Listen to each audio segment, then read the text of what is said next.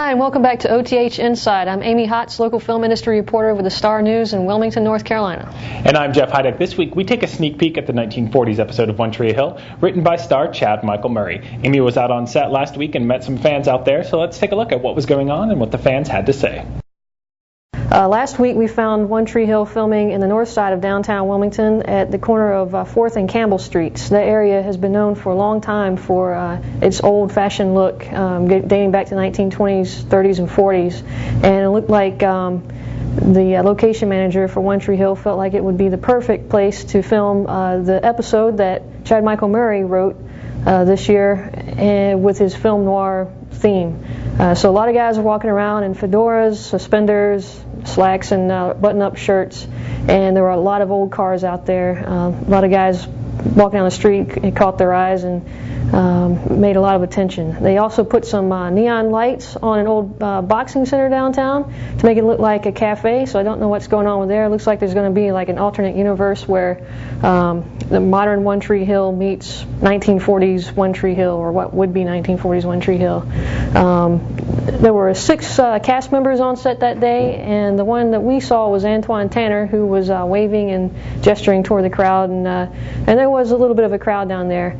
I'd say probably about a dozen or so people who had come just to watch filming, and we're going to take a look and see what some of those folks had to say. All right, so we're on location at One Tree Hill at 4th and Campbell Streets in downtown Wilmington, part of the North 4th neighborhood.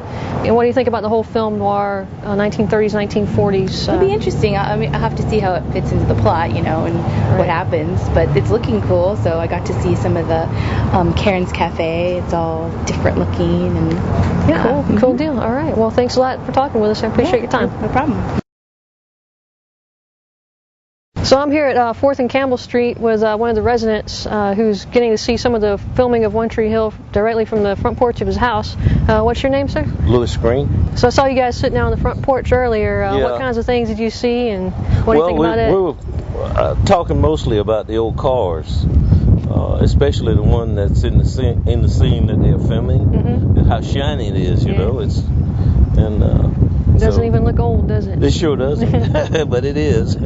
We know how they operate. They're good neighbors, and we're good neighbors, and we always invite them because they're awfully generous. Okay, well, great. I appreciate you talking with us tonight. Okay. Thanks for your time. All right. Thanks, Amy. That episode looks like a lot of fun. You can see that episode sometime during November on the CW. Now, let's talk about what happened in last night's episode.